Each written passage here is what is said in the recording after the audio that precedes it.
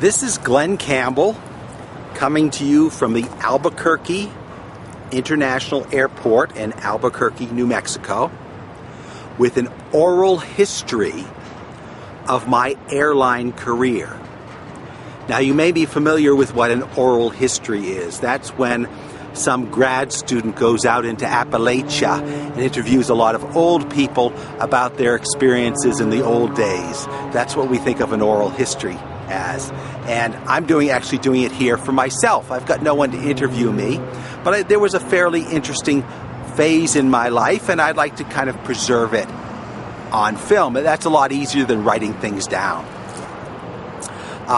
In 2007, from August of 2007 till September of 2008, I worked for U.S. Airways on the ramp, which would be in Las Vegas, not here in Albuquerque. But I did the sort of things that you see out in the distance. I was one of those little ants that run around and service the aircraft. My job was ramp agent or baggage handler, or whatever you want to call it, ramp service agent. And my job was to do several things.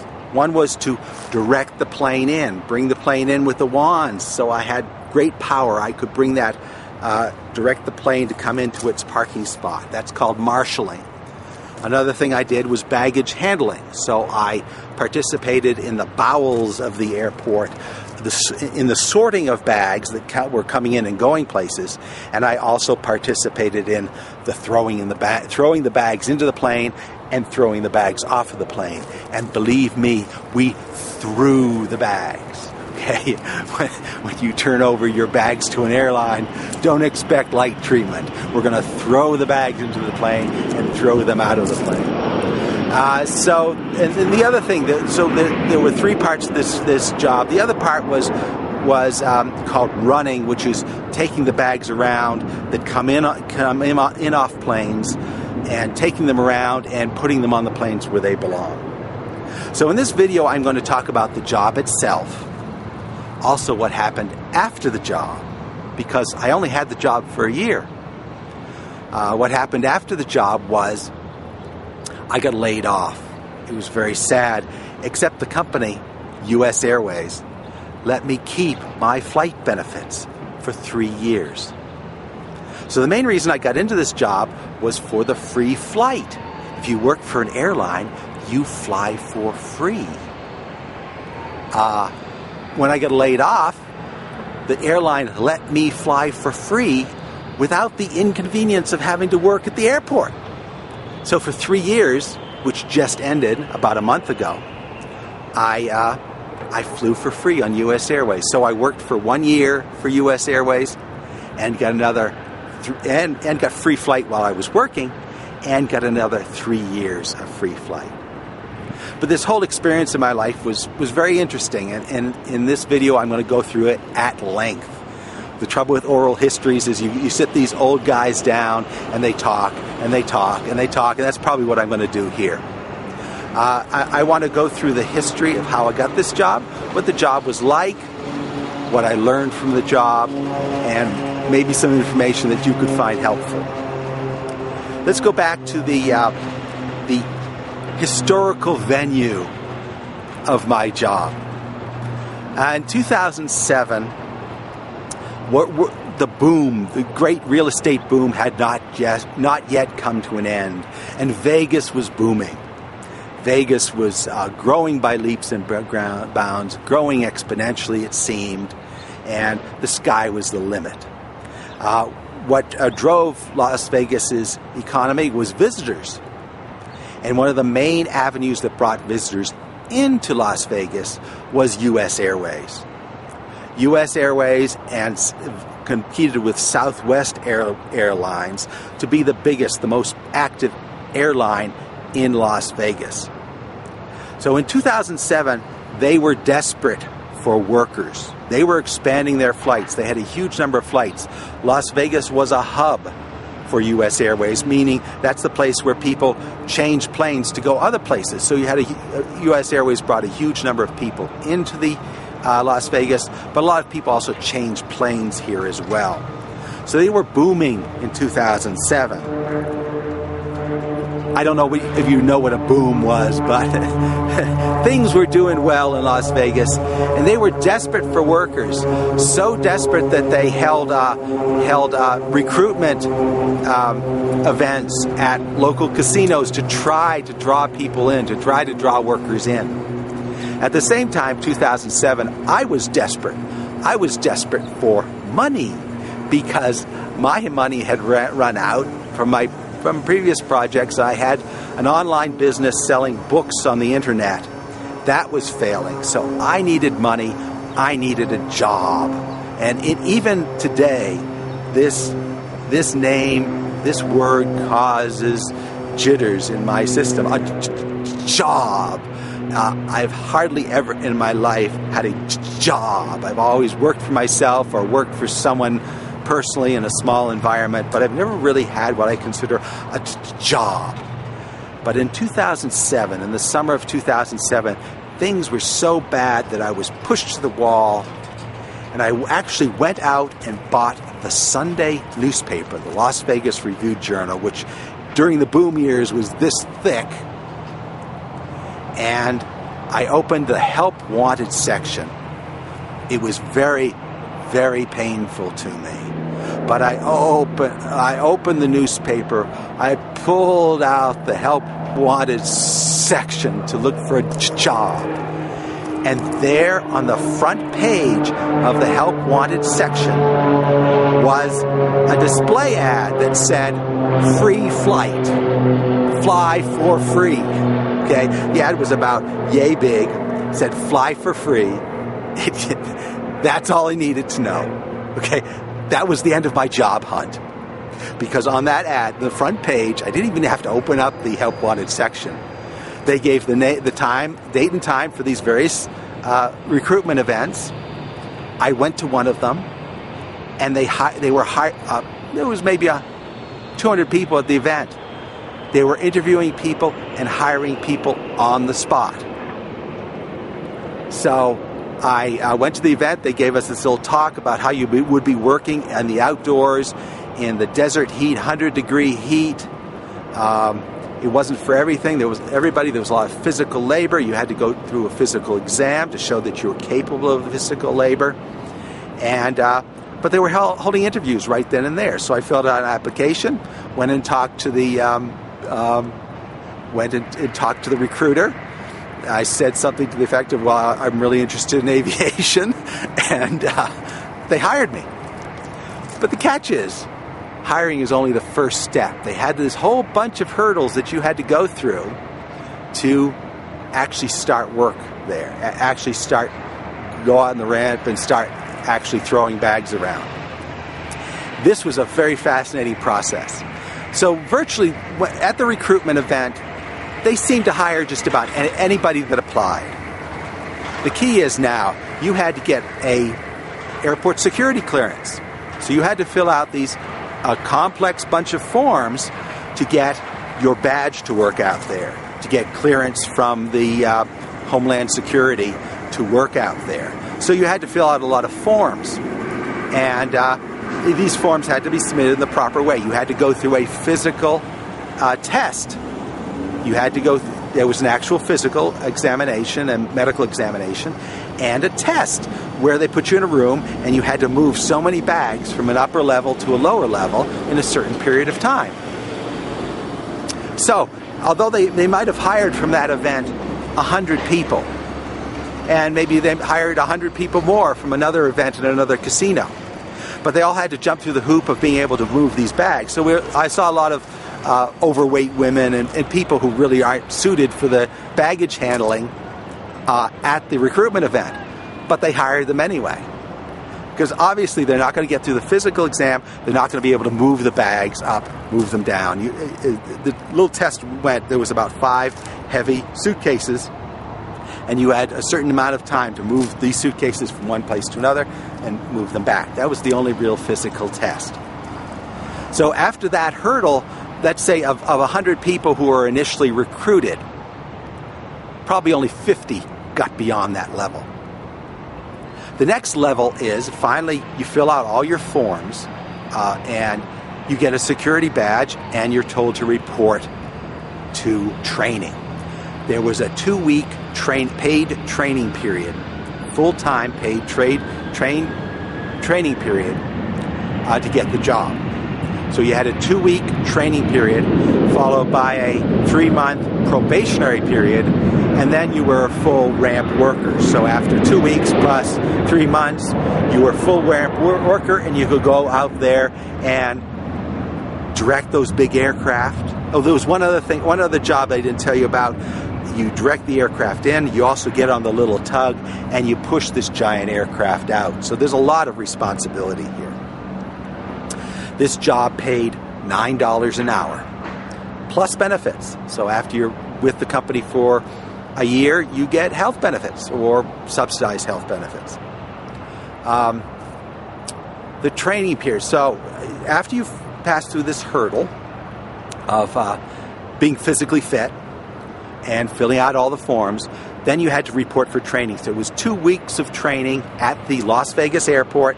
It started every day at 6 a.m. and you had to be there for every day of the training, and you had to be there at 6 a.m. or you were instantly fired.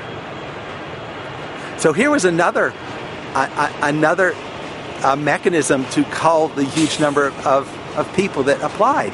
It was really very fascinating to me because the airline itself really didn't have to make any decisions. When they interviewed me, they didn't have to decide whether or not I would be a good worker. They didn't have to analyze my personality.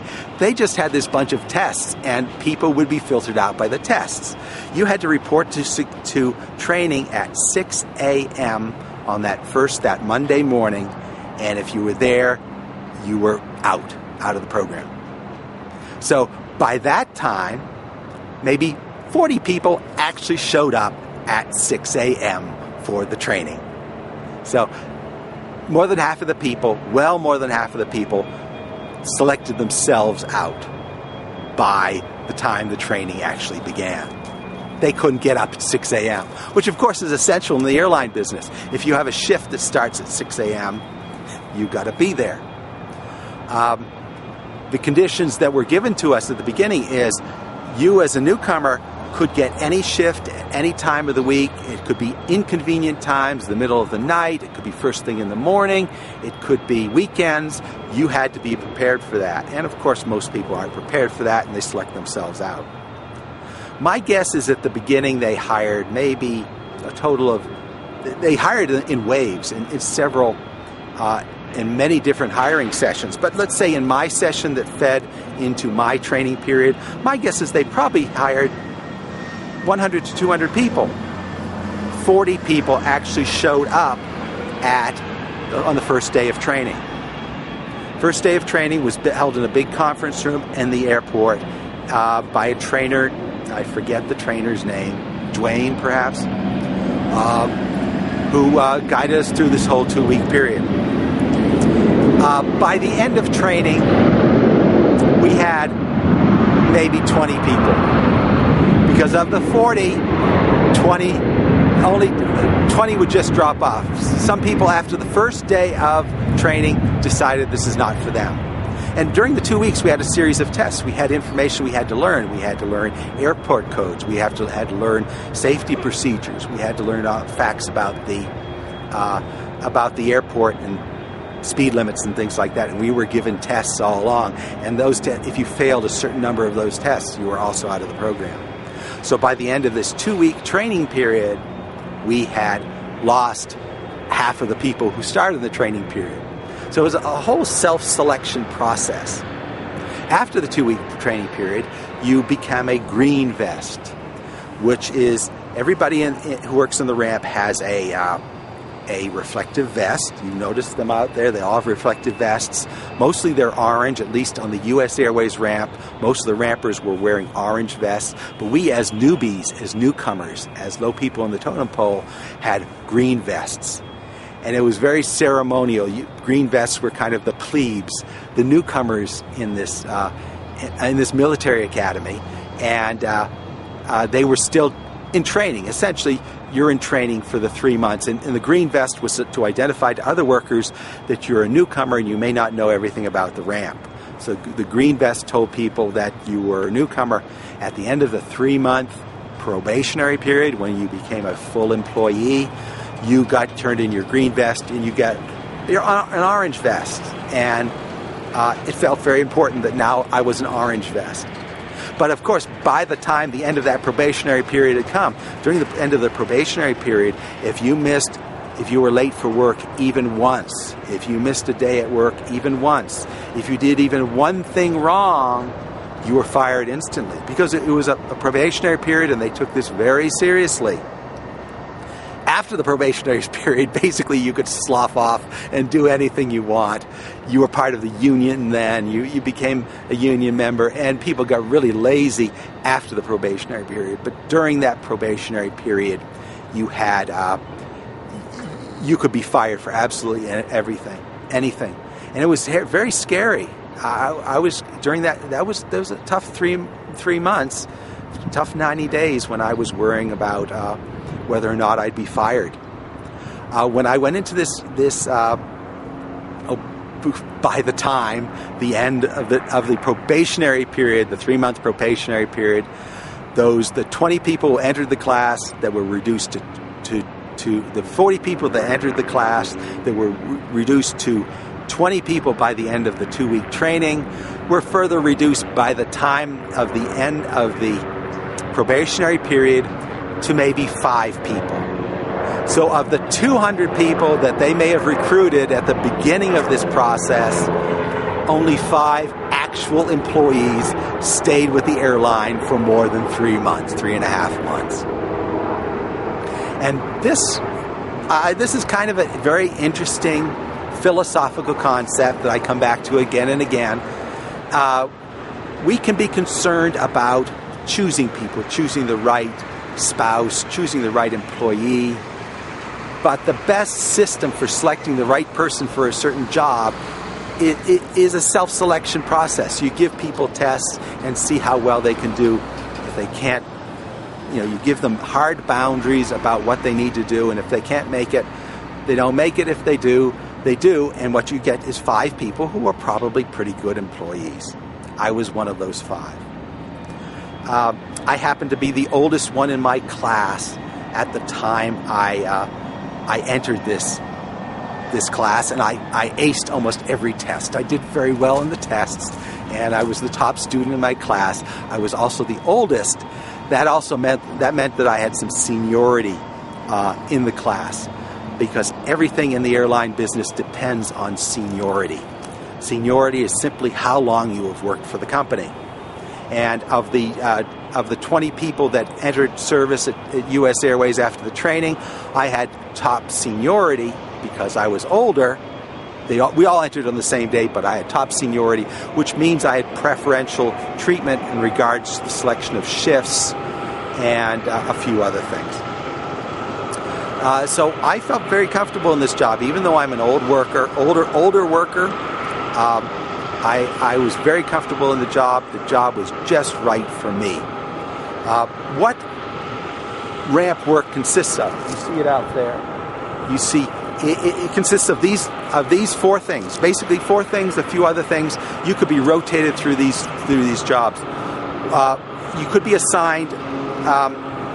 There's a complex scheduling system, but every day I would come into work and there would be what's called a PBT, a passenger boarding total. It would be a sheet of paper that showed us all the flights, all the gates, and all the flights, and who would be assigned to each flight and each gate. So typically a team of 3 workers is assigned to one of those gates, 3 ramp workers. Now the ramp workers, the ramp service agents, are responsible for some basic service on the aircraft. The ramp agents will guide the plane in, they'll push the plane out, they'll put baggage in, they'll throw baggage out, they will fill the plane with water so that the sinks and the bathrooms work. They will also, one part of the team, ramp workers will also remove the sewage from from the plane. So we call it a honey truck, where you put a tube in the bottom of the plane and drain out all the sewage from the plane. And we connected the power to the plane, and we connected the air conditioning of the plane. Other things on the ramp, like filling the plane with gas, with fuel, those were done by other people, by other contractors. The moving of the jet bridge, the bringing of the jet bridge up to the belly of the plane, that was done by customer service, the people upstairs. So we were the people downstairs, and there's kind of a social strata between the two class of people that work in the airport. Down below, in the bowels of the airport, it's very industrial. It's rough. It's dirty. It's not at all like the upper part of the airport, which is very clean and pristine and high tech. Down below, in the belly of the airport, was very low tech. And the whole operation, although we're dealing with these huge, complex aircraft, the whole operation is very low tech. I'll get into more of that. I guess I'm getting into it now. Down below decks, it's dirty. People smoke below decks. Below the lower area, there's lots of cigarette butts because people can smoke all they want down below. They're not supposed to. There's supposed to be some sort of rules against smoking down there, but everybody does it. Things are very relaxed, so even if it's chaos up above, let's say there's a storm and a dozen flights have been canceled and people are screaming at the customer service people, things are chaos up above, but down below, they're almost always serene and quiet. And even if planes are delayed, no one is rushed, no one is panicked. Because if a plane is delayed and it's not coming in, then we've got no work to do. We're sitting around and doing nothing. We're enjoying ourselves. We're going into the break room and we're watching TV. It's kind of paradoxical. When there's chaos up above, there's calmness and serenity down below. In fact, 80% of the job of being a baggage handler or a ramp service agent is sitting around and waiting for the plane to come in. You could sit around in the break room, or I would walk around on FOD patrol, which is to sweep up any cigarette butts I saw around. So rather than just sit in the break room and watch TV, which I detested anyway, I would walk around and sweep up cigarette butts until my plane comes in that I'm working on. So I'm assigned to a team of 3 people, 3 ramp workers, who are in charge of a gate, and you're going to service whatever planes come into that gate. Typically you're assigned to a gate. Sometimes you're assigned to a flight and have to move from one gate to another. But this is all explained on the sheet of paper that we receive every day, which shows where we are assigned. So I could be the team lead. I could be, even though I'm a newcomer, I could be the team lead on this gate team. And my job, for example, if I'm the first of the 3 people... Hi there. We're not real fond of looking around our fence line. Okay. We have a viewing area. Okay, where's that? South. Is it a long walk? Or north off Girard. Okay, This isn't an area we like. Okay, is it a long walk? No. So I just go down this way? For this? I'm going to call this one closer. Okay. So you go up right here. Okay. Okay. Take the road up. Walk in front of the airport. Keep going, and it's down a little ramp. There's a gate there. Cars can't drive through it. You're welcome to walk through it. Right straight across there is the aircraft viewing area. Okay. Really good view of everything. There's a nice little covered place, a table, everything. Okay, great. Thanks a lot. I figure I'm outside the fence, I'd be okay. Yeah, but we just kind of don't like people hanging out in areas. Not like we have secret stuff out there, but there's some areas we don't have good control of. We have better control of that area. Okay, well, thanks a lot. Just take me a minute here.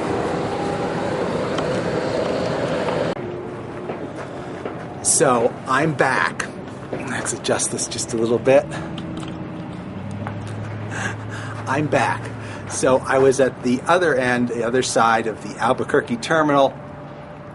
Security came up to me and asked me to move. They said this was an area. Although I was outside the fence line, they were a little bit sensitive about this area. So they asked me to move, and they asked me to move to the public viewing area, which is where I am now, which doesn't seem a whole lot less sensitive. But I'm more than happy to comply. This is I forget what I was talking about before, but this is an opportunity to talk about security. What is security like if you work at the airport? We know all the hoops you have to go through to get onto a plane in America nowadays. You have to go through security. You're subject to random checks and all of that. You have to go through security. You have to take your shoes off. You have to be x-rayed.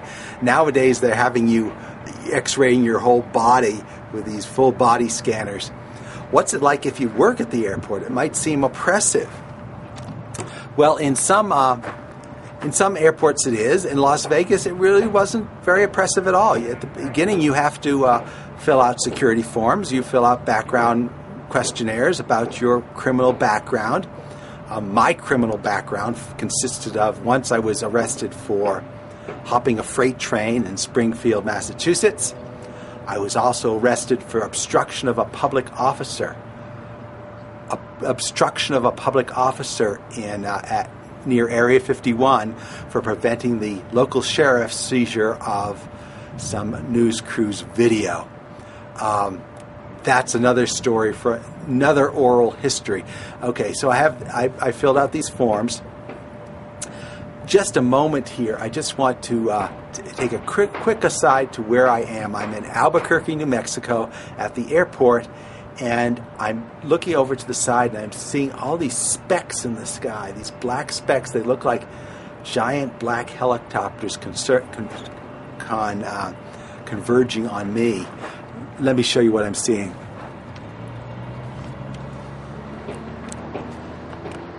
See those black specks out there?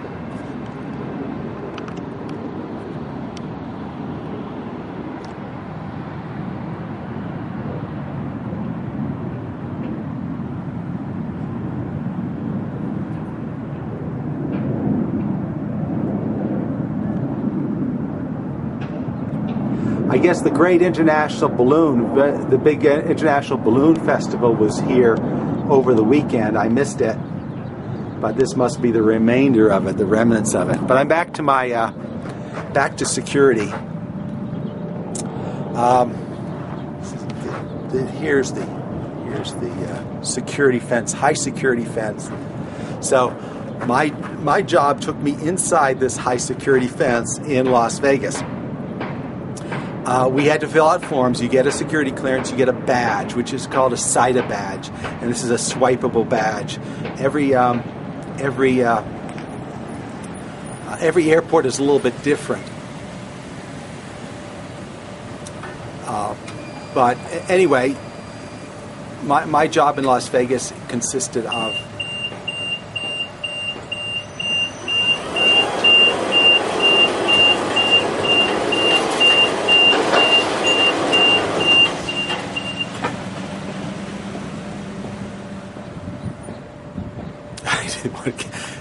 this is a security guy, so I didn't want to get too much into security while he is within hearing range.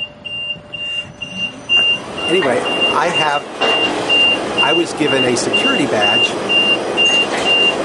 a SITA badge, which I had to wear at all times when I'm on the airport. It has to be visible at all times. And this is essentially a security clearance. So I was the big anti-secrecy Area 51 activist back in the 1990s, and now I had essentially a security clearance. And there's things I'm not supposed to talk about airport security, which is entirely reasonable. I'm not supposed to get into the details of airport security, and I'm not going to. But it's really quite benign, and it's quite ironic that I be given a security clearance.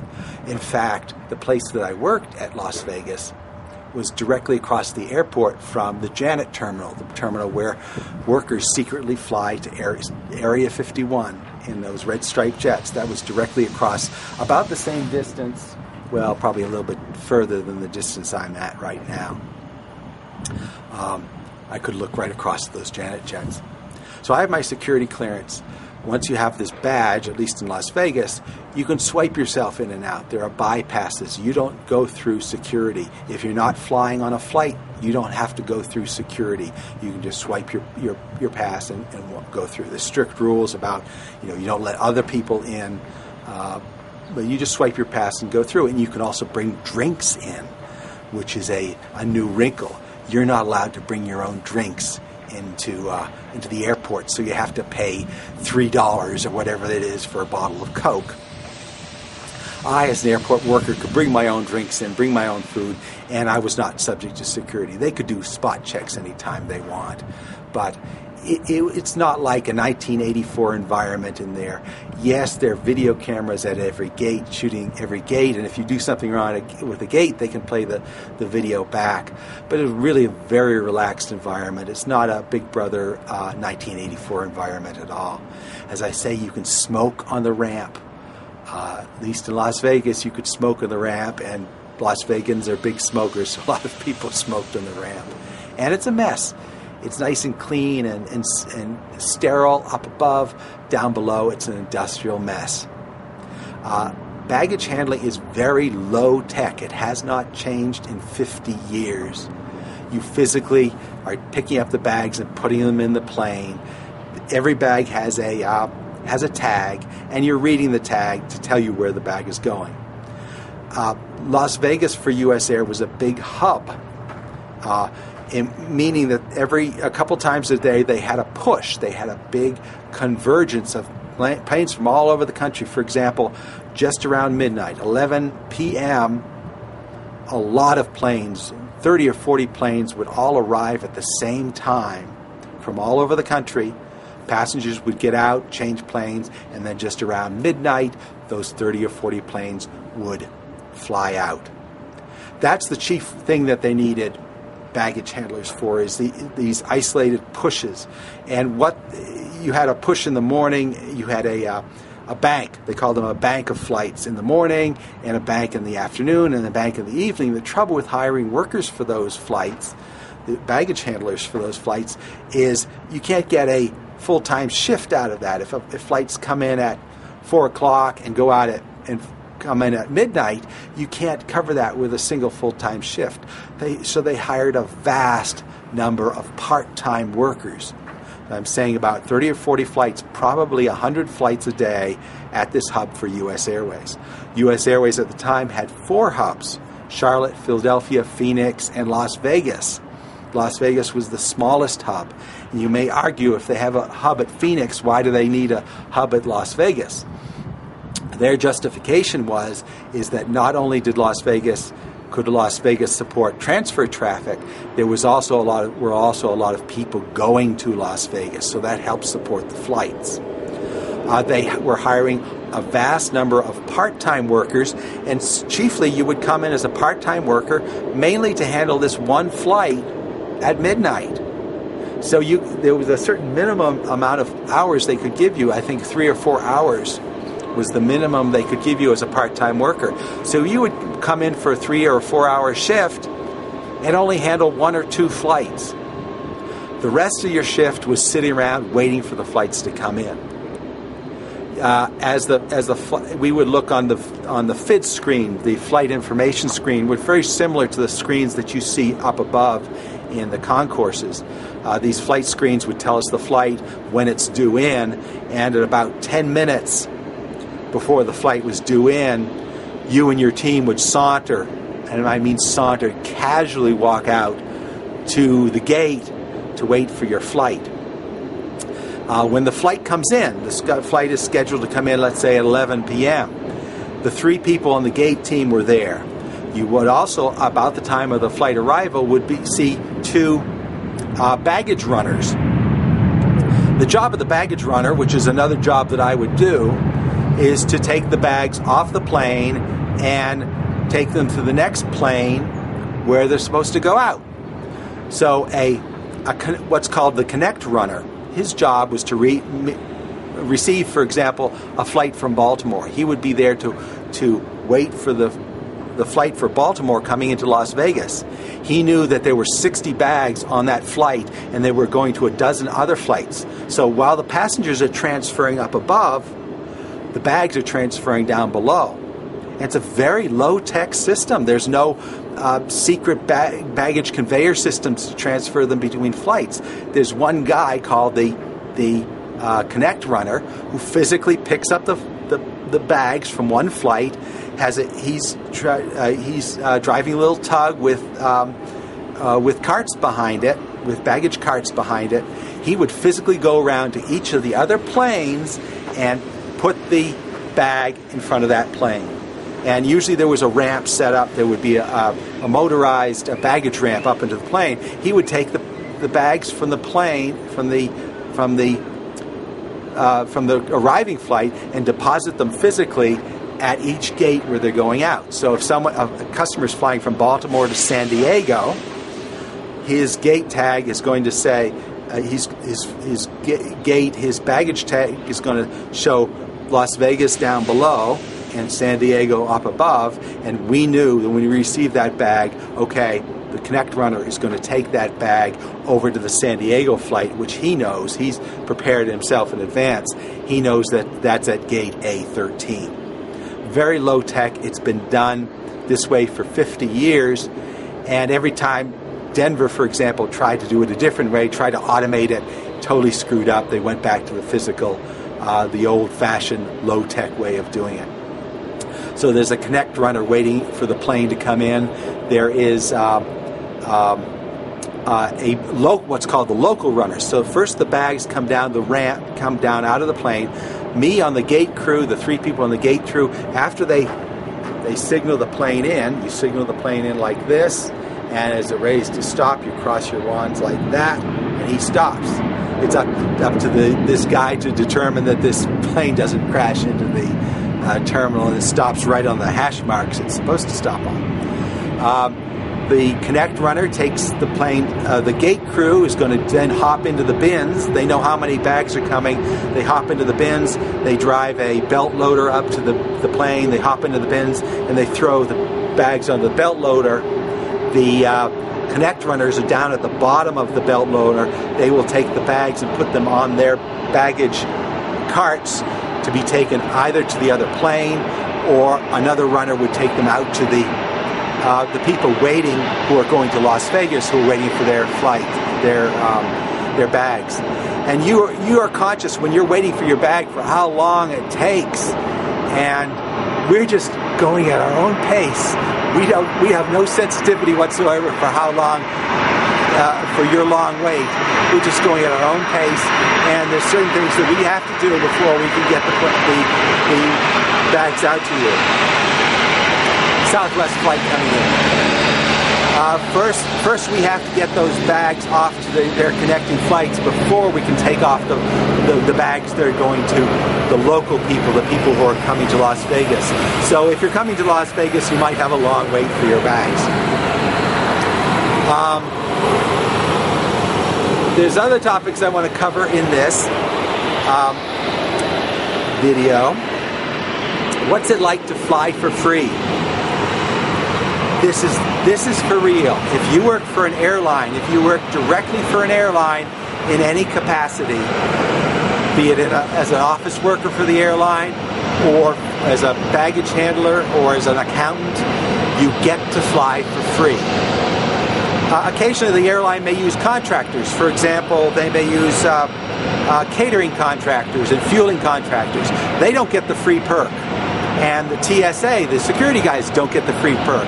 But if you work for $9 an hour as a baggage handler for U.S. Airways, you get to fly for free anywhere U.S. Airways flies. And it's really as simple as getting on an airplane. You have to list yourself for the you have to list yourself for the flight, meaning that you go to a website and you log in with your employee ID, and you list the fact that you want to get on this flight.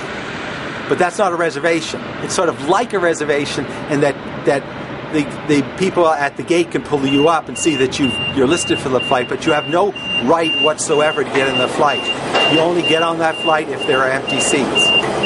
But I can literally, when I was working for the airline, I could literally decide that I wanted to go to Paris this weekend. And I could decide, and within an hour, I'm on that flight to Paris, or I'm on that first connecting flight to Paris. It's that easy. Simply, I go to a website, or I call a toll-free number, I list myself on that flight, and I have access on this website, I have access to how many people are flying on this flight. So, I know, for example, that this flight, connecting flight from Las Vegas to Philadelphia, has 55 open seats. So even though I'm flying standby, I know for a fact that I can get on that flight. All I have to do is list myself, show up at the gate immediately. Like everyone else, I have to check in at the ticket counter, and I can do that with my ID, with my credit card to identify myself, so I don't physically have to go up to the counter. I just check in, I get a boarding pass without a seat assignment on it. This boarding pass gets me into security. And then at the time, about a half hour before the flight, seats are cleared and I actually get a physical seat. And I usually get a pretty good seat as well, because the folks at the gate are going to give me a seat that give me the best seat in the house, which is often a seat with no one beside me. So I could literally decide that I want to go to Paris, and I can go to Paris that moment. Within an hour, I can be on a plane heading to Paris.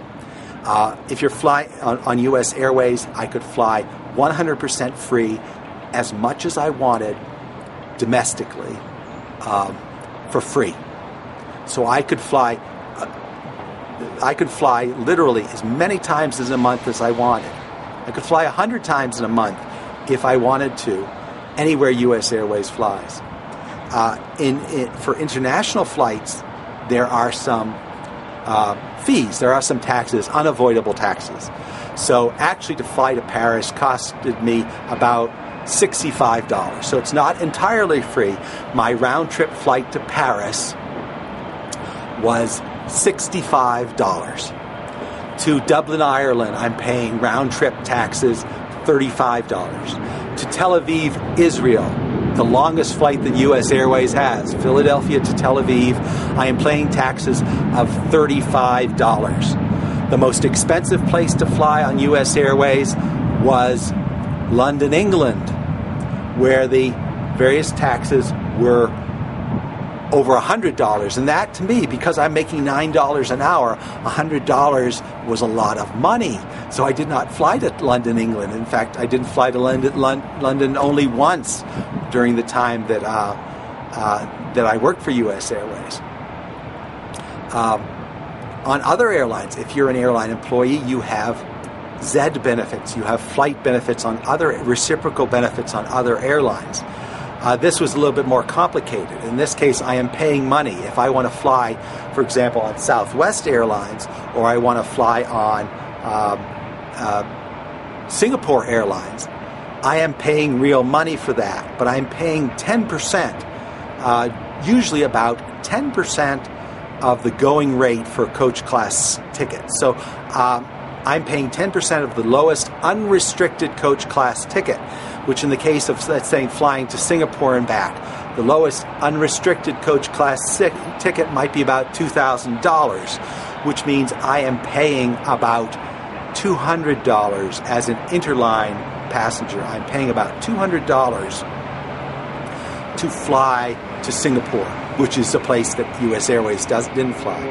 But in the 1 year that I had with U.S. Airways, that I was employed with U.S. Airways, I had no interest in flying interline. The places that I could go on U.S. Airways alone were more than enough to satisfy me. U.S. Airways flew to the major cities of Europe, and to Tel Aviv, Israel, and to a few cities in the Caribbean, Central America, Mexico, Hawaii.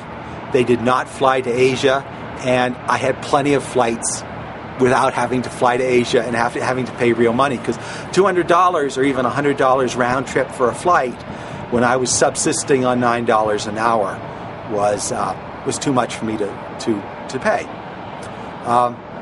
The only problem with flying for free for an airline, when working for an airline, is the airline makes you work.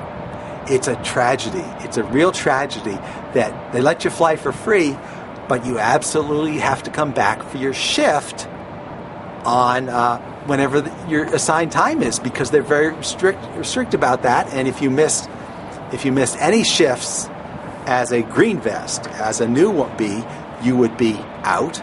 You'd be fired. And if you missed a couple of shifts as a regular employee, you would be fired. That's probably the most thing that the airline is most concerned about, is that you show up. That you just show up. You kind of have a very lackadaisical attitude when you're there, but you have to show up for your shift. So yes, I can fly for free to Paris, but I have to get back in time for my shift, which means I have very little time. One advantage of working for a hub, a big busy hub like Las Vegas, is that you can trade your shifts to a lot of other people. So at the beginning of about every 3 months, you would bid on your desired shifts. They had a list of shifts, and you would bid on shifts based on seniority.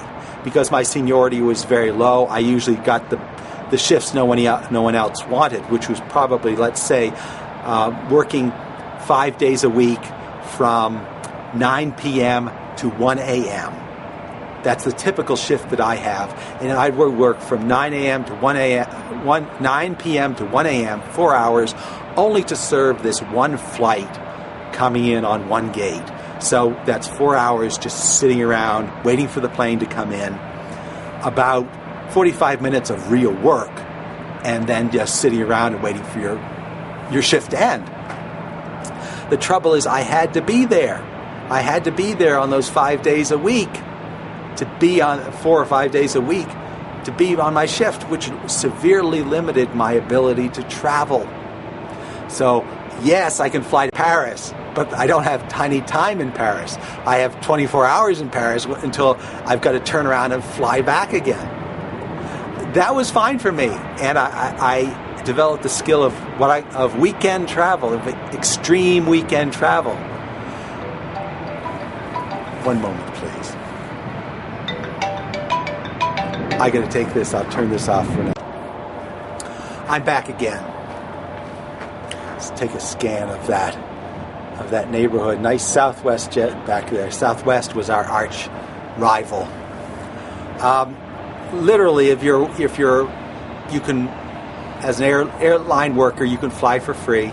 I only flew once on an interline ticket, and that was actually on Southwest. The problem with flying for free is that you have to get back for your shift, and you're flying standby, which is very tricky. It's a big chess game flying standby.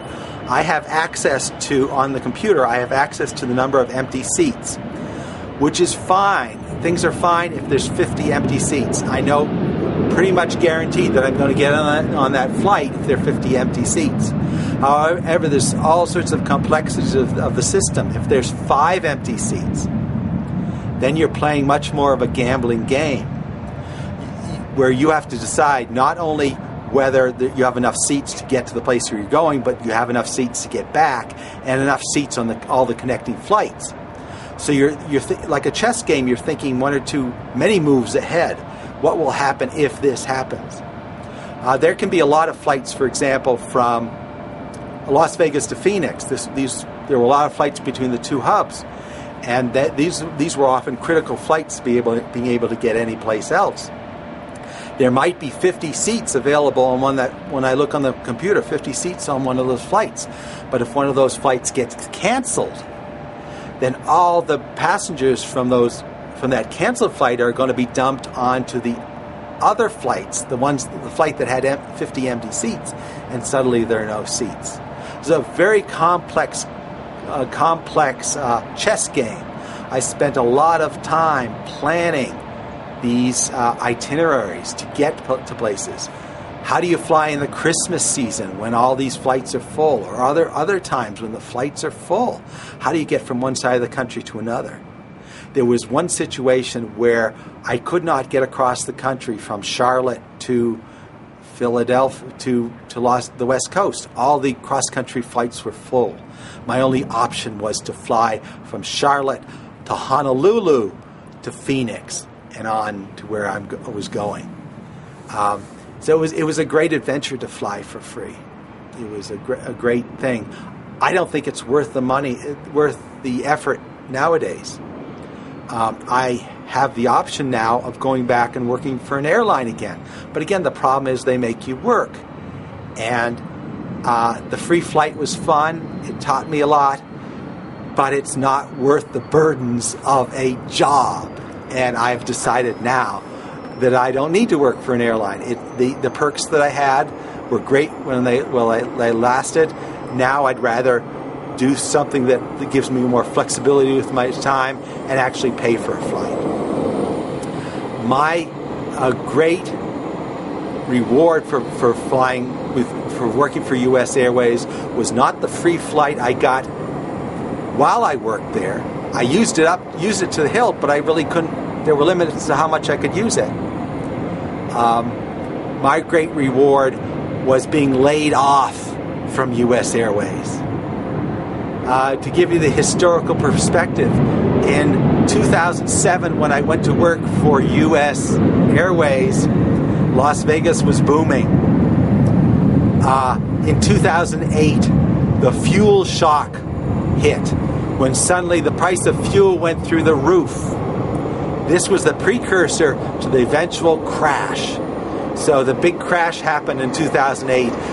In late 2008, in mid-2008, we had the fuel crash, which prompted U.S. Airways to decide it didn't need two hubs in the West. It already had a hub at Phoenix. It decided to close, to shut down, progressively shut down its hub in Las Vegas, which meant it was dropping eventually from about 100 flights a day down to less than 20 flights a day.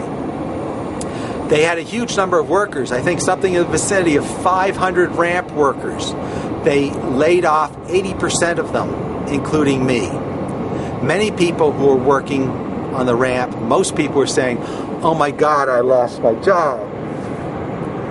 I was saying, "Oh my God, I lost my job," because in briefings they gave us plenty of time warning of this layoff, and they told us we would be on recall for 3 years.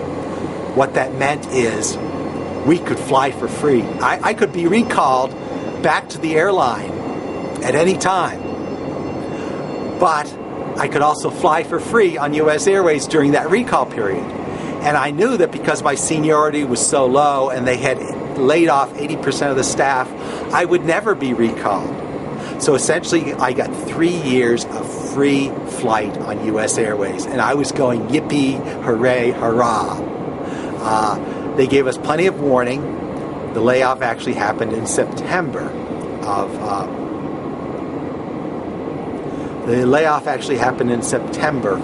2008. So the rest of the world was crashing. I was on cloud 9 at the time. My only problem was I was ready to hit the road.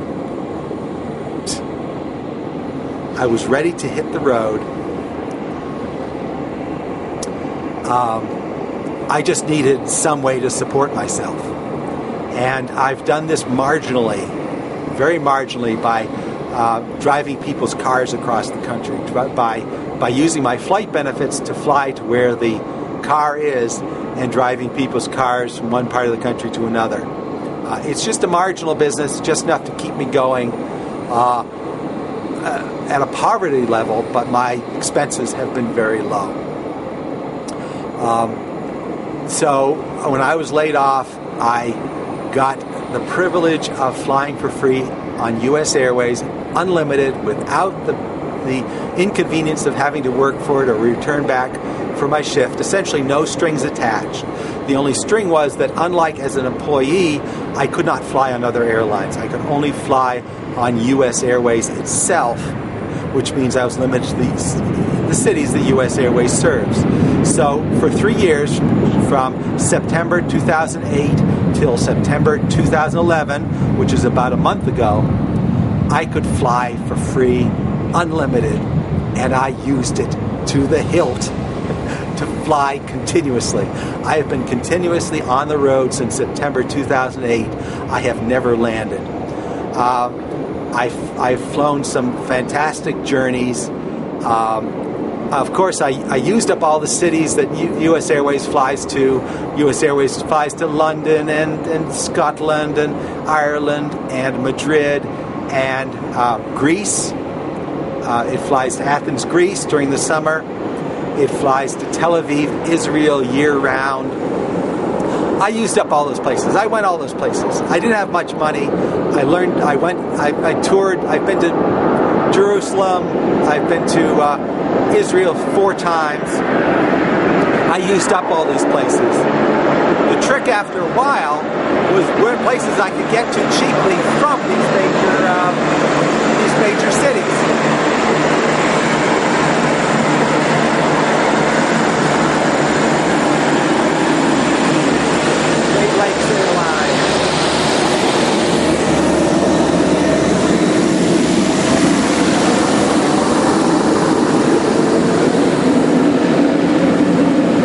So I learned a number of techniques. So once I've seen Madrid, I've been to Madrid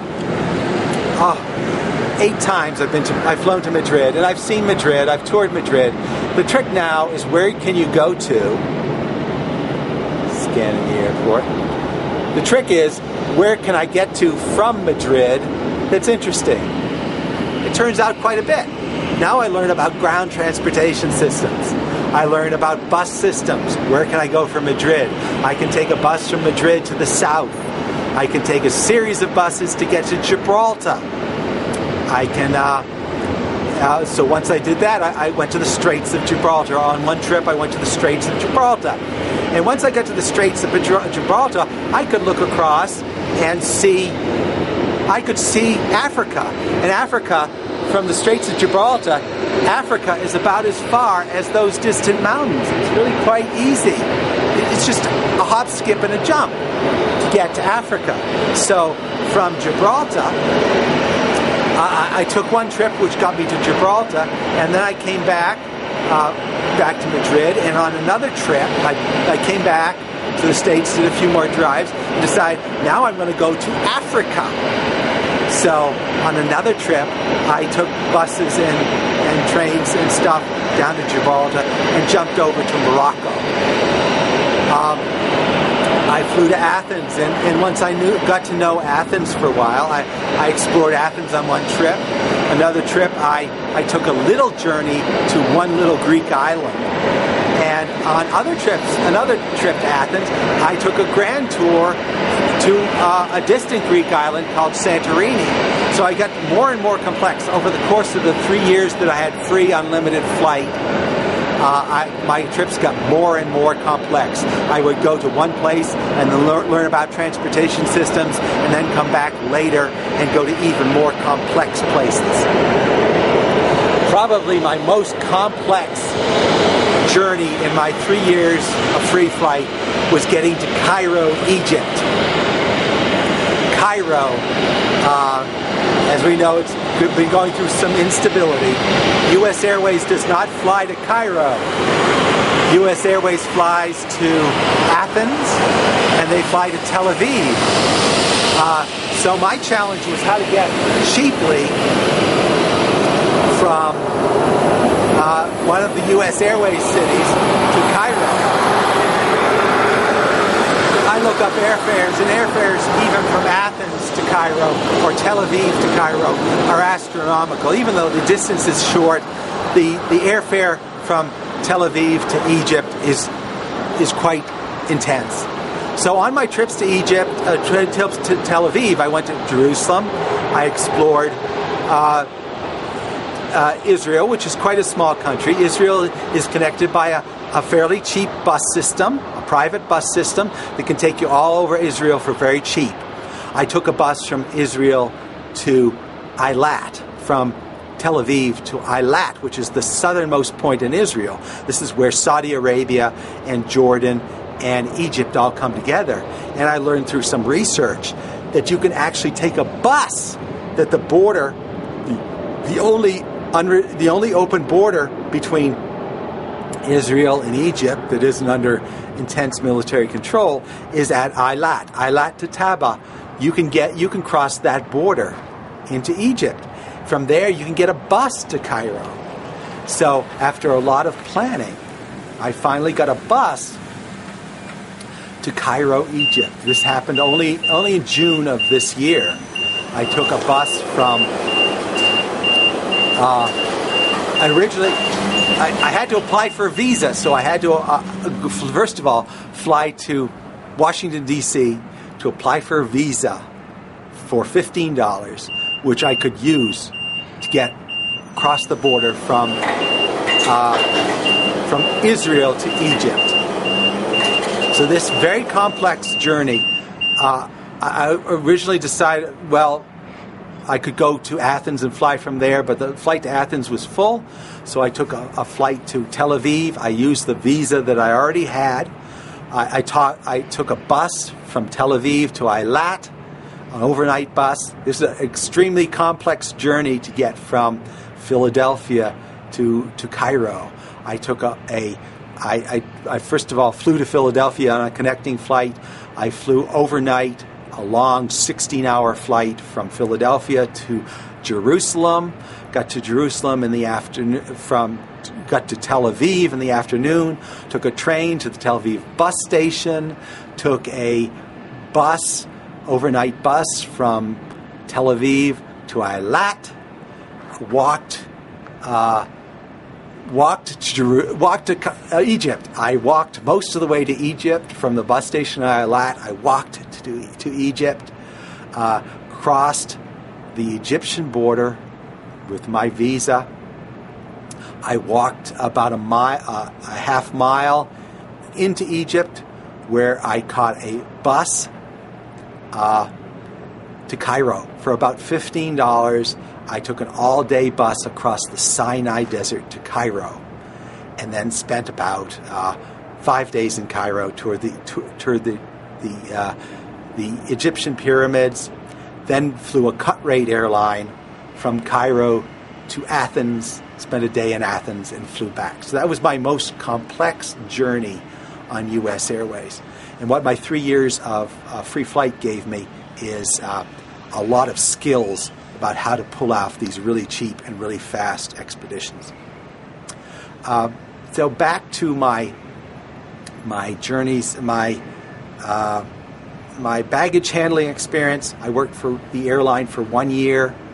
The airline cut its entire hub, so laid me off. I lost my job, but gained this huge, it's like winning the travel lottery, this huge benefit in the process.